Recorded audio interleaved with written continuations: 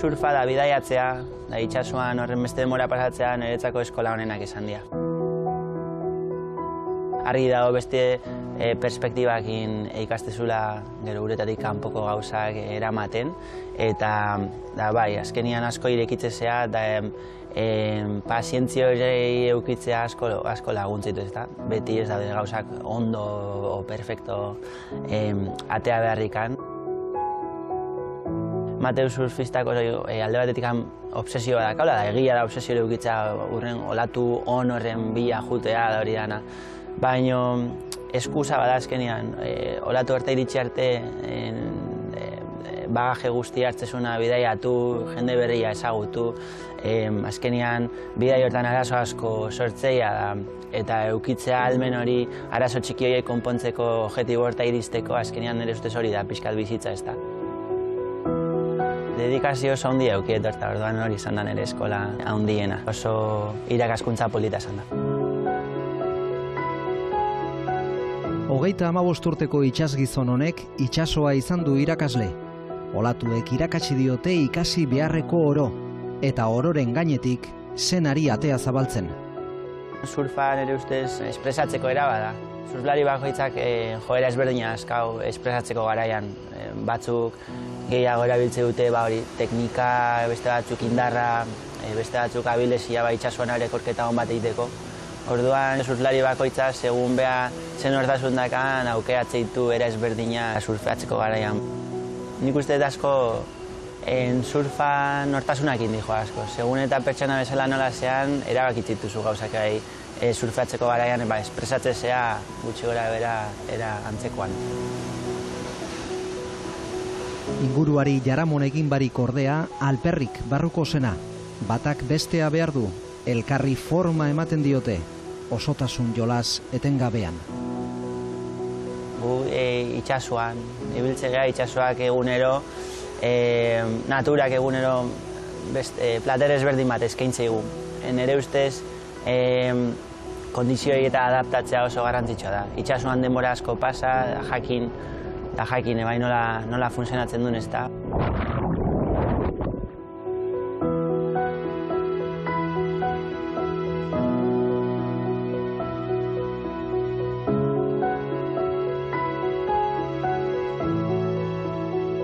Ikusten dut gaztetxo asko oso buru belarri teknikarekin, maniobra ezberdinak nola egin, ze tablak erabili, eta garrantzitsua dira oso ere bai. Baina nire ustez itsasoaren irakurketa azkenean itsasgizona gea, eta gure medio horren jakintza zabaltzea nire ustez beti izan da oso garrantzitsua. Ni alde horretatik asko bota.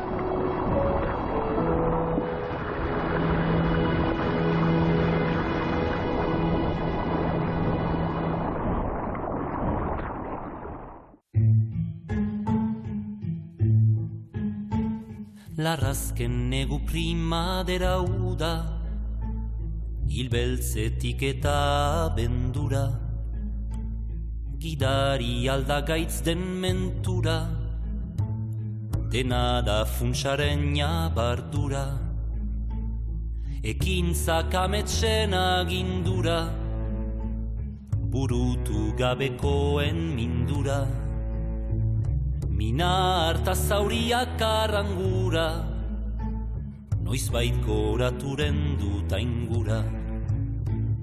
Muga bakarra duket zeru muga, ene isla estea izargura. Azal mamiak nahi ditun muda, ni hauri zaitekoren naheldu da. Naturarekin bat egitea da gakoa, itsasoaren magalean murgilduta, haren goxotasun indartsuak besarka zaitzan.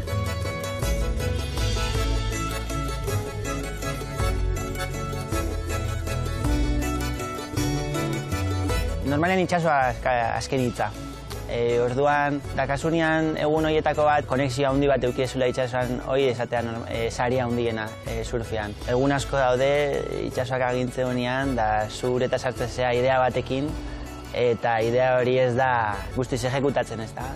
Korrienteak, latu onditan asko gertatzea, nahi dorre hon, da hor hartu latua, baina horra iristeko ez da horren erresa. Lortze desunean menperatzea, egun on bat eukitzezuna itxasoakin ondo konektauta, oso zaila da esplikatzea hitzekin sentsazio da kasun, ez da. Nik uste da gauza bat bizi berdana. Itzun indaiteke gustura, hau guztia hasi zen lekura, bagarik sartuko ezten bortura, ene baitako pentsamendura, ororen jeusezaren sorburura, airea lurra sua eta ura. Ustez bi direna bat bihurtzen da itsasgizonaren bihotzean, ala baretzen da gogoa, ala argitzen begira da.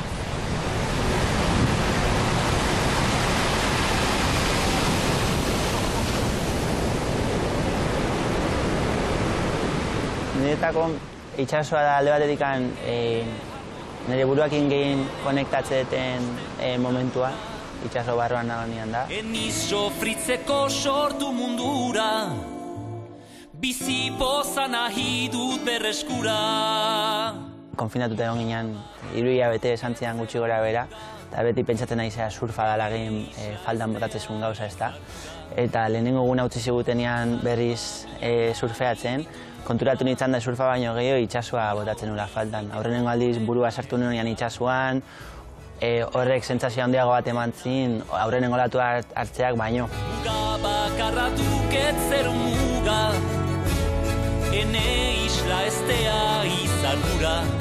Itsasoa barruan nagoenean hori baino naturan gehiago barneatzeik ez dago. Nik uste beste kirolari askokin antzekotasuna handia eskaula gehien bat, alpinistekin, Himalaian daudenean, saiatzen dianean esplikatzen ze sentitzen duten daudenean. Ez deunak egiten oso zaila da ulertzea, baina itsasoan azkenean bai dela toki bat oso hori, nik nire burakin asko konektatzetena, eta beste gauza guztiataz deskonektatzeko erabiltzetena. Azalma miak nahi ditun muda, ni hauri zaitekoren naheldu da.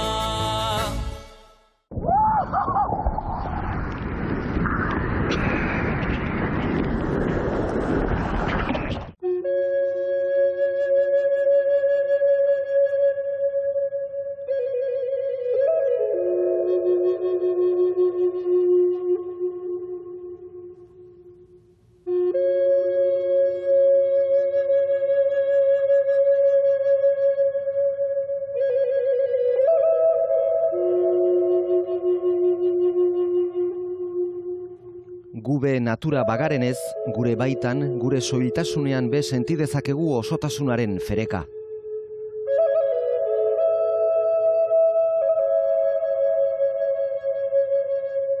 Iruditzen zait dano dakaola almen hori meditatzeko era batea edo bestea. Ni askotan itsaso barruan meditatzeko gai izatea dakat, edo uretatik kanpo iruditzen zait konexio oso antzekoa da. Toki batean etzan, musika bat jarri, da arnasketa pixkat egin, da saiatu etortzean pentsamendu guzti horiek, analizatu da alde batetik edo bestetik erantzun on batekin kanporatzen, ez da.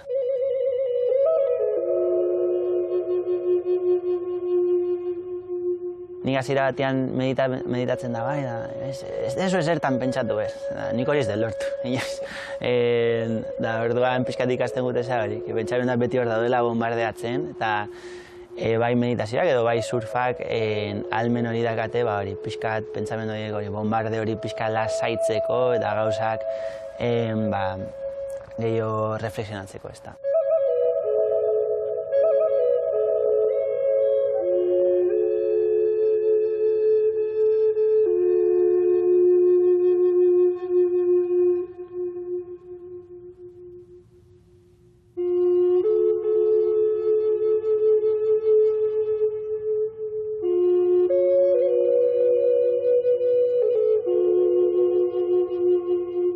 Gauetan meditazioak klase txiki batea sartzen naiz, dela Tom Carroll munduko txapelduna 2 aldiz esandako australiar bat, oantxe bertan beha dago bere 55, 57 urte horietan, eta beak egunero meditatzeu. Da oain, Instagram bidez eiteu, direkto batzuk.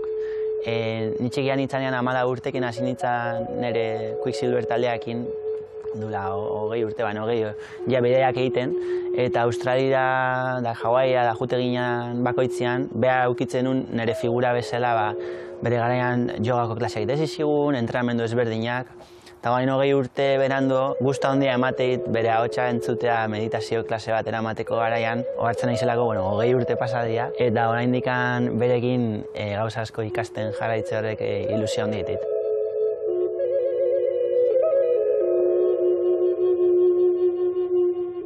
Etxean harrapatzitenean beha klasia ematen dela, beha Australian dago, esnatzen da momentuan, da ni eguna bukatzen, baina, era ezberdin, justu eguneko momentu ezberdin bat esan da, konexio hori polita iruditzen zait.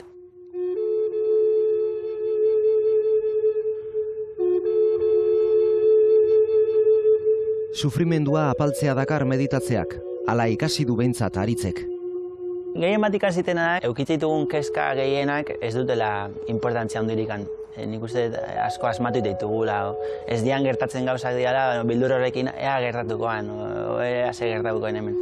Orduan, nik horrekin saiatzen naizena da pixkat analizatzen zein dan egitazko kezka bat, eta zein da nik asmatutako kezka bat, ezta.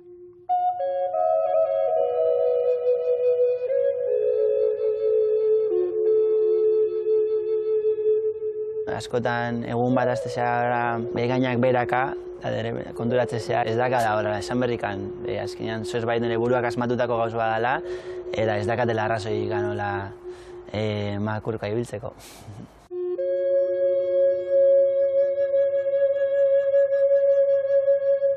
Nik uste da azkenean, egunetik egunea inguruan dazkaun tresna guztiak egite gutela gure buruangan gutxiago pentsatu arazi. Denbora hori hartzeak bakoitzak beretzako, ikuste egunero saiago iteala. Emateu gure mugikor gabe, gure ordenadore gabe, ja ezin deula asko ikanin. Piskat basikotara bueltatu ezta, gaina guga generazio bat, bizi izan deula mugikorrik gabe. Orduan, gogoratu ezkio momentu horiek zeite genuen mugikorrakin ez gina udenian daria da nire ustez. Garantzitsua da. Oaingo generazio berriak ez didala hasi, inoiz ez dutela eskutitz bat idatzi, o txoraki horiek oso romantiko bezala ikuste dela. Horiek zaiago dute pentsatzea aldala gauza asko egitea tresna hori gabe.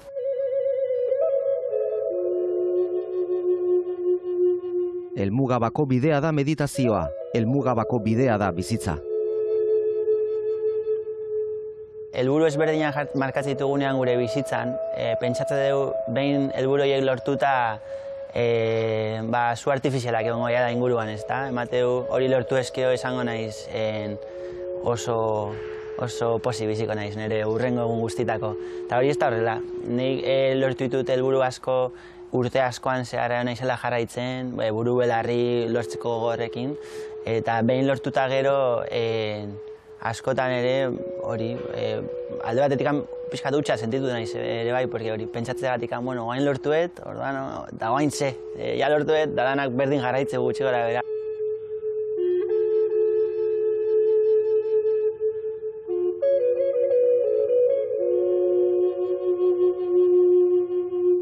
Beti esatea da, ezta, bideaz disfrutatu behar dela, eta egia da. Nei gertatu zaita askotan, da horrek erakutsi dit, azkenian helburu bat jarraitza beti oso ondo dela, baina atera edo ez atera hor bide hortan egunerokotasun horrek bete behar dizu, ezta? Ez azken helburu horrek.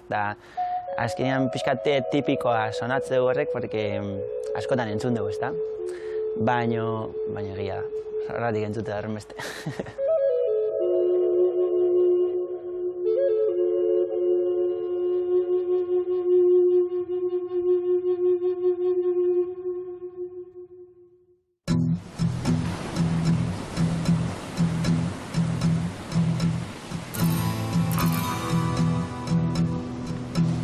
surfaren energia goxagarria den bezala, mehatxagarria ere izan daiteke, edozein izutzen du itsasoaren orro indartsu eta ozenak.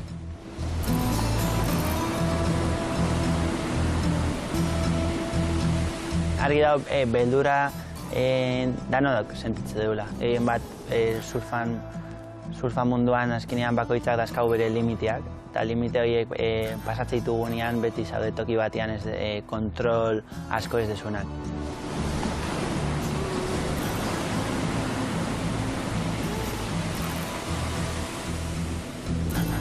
Lehenengo ostiralen tokatu zitzaidan justu, egon landetan surfeatzen, eta olatu batuk harrapatu zin gainean erori zitzaidan olatu batek, da buelta eman zin, da buruakin fuerte jo nintzen, ondaran kontrasamen, ondaran gogorra dago, eta zin nintzen urazpian neola, izarrak ikusten erdi mareatuta bezala.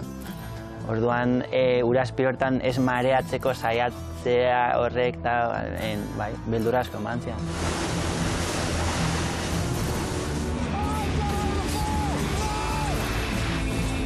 Askotan gutxien esperezun momentu horietan gauzak okertzea daude. Orduan, niretzako da kirol bat oso garrantzitsua dela, kirol hau praktikatzen ari zanean erneotea da oso konzentratuta aldezuna behintzat kontrolpean eukitzeko ez da.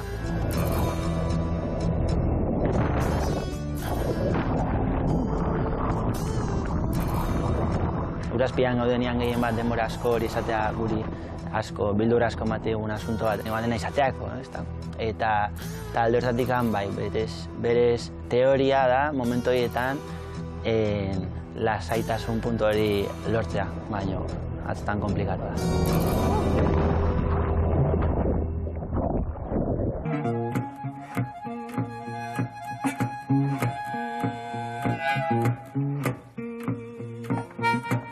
Min hartutakoan gorputza behar bezala zaintzea onena, modu naturalean alba da. Hori da aritzen bidea. Ointxe bertan kirolari bat kalamua erabiltzen daola esateak, beti kontrobertsio txiki hori badaka.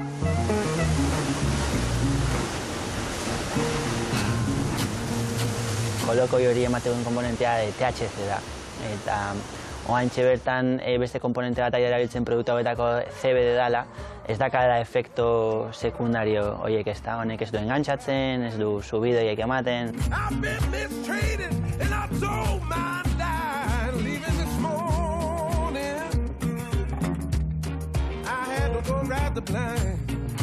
Nik lehenengo aldiz Hawaiien probatu nula, behin golpe bat hartu nun, bertan surfeatzen nahi nintzala, eta guretatik ataren nintzanean, gure etxea zaintzezun pertsonak esan zen behitu CBD produktua dago kalamutik handatorrena. Hasiera batean, esesko bat bezala esan nun, pentsatzen, hori ez da, zer esango zen produktua.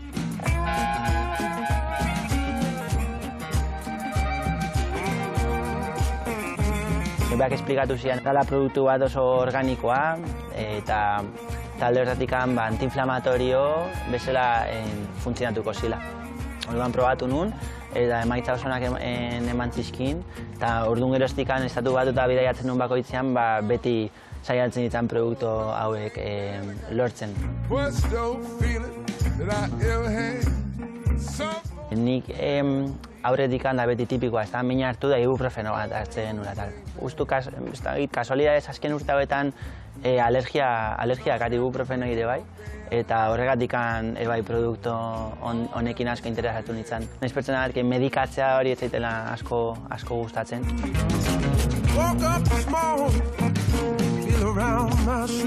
Kirolariok beti kontutan euki berdeu, ea legalizatuta dagoen produktua bat hartzea, da ontsa aurten esan dute Komite Olimpikoak bai ja onartze dugula. Hemen oso berria da, oaindikan kalamuak beti daka, oain arte guk jakin deunan iritzi hori sortzen du, ezta? Baina beto, estatu batutan funtzionatzen duten gauzak beti denbora pixkatekin beti iriste dira honean.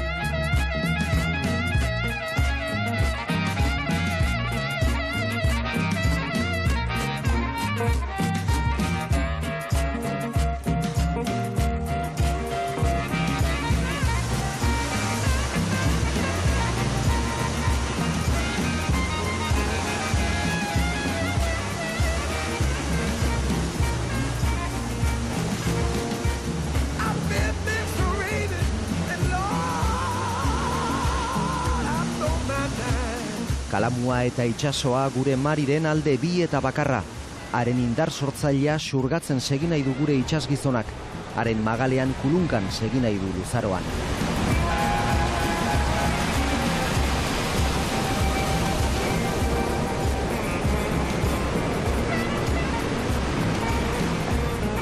Nahi surflari bat egunetik egunea emateko hendikan eta gehiago engantzatzen nahi zela kirol honeta. Oso horrein polita aska txikitan hasi nintzanekoak, baina oraino bai norbaitek edozein momentuan esate baldin baita hartu tablak hartu, maleta prestatu da munduko edozein puntuta juteko latu batzuk hartzeare bai beti irribarre batekin ningo.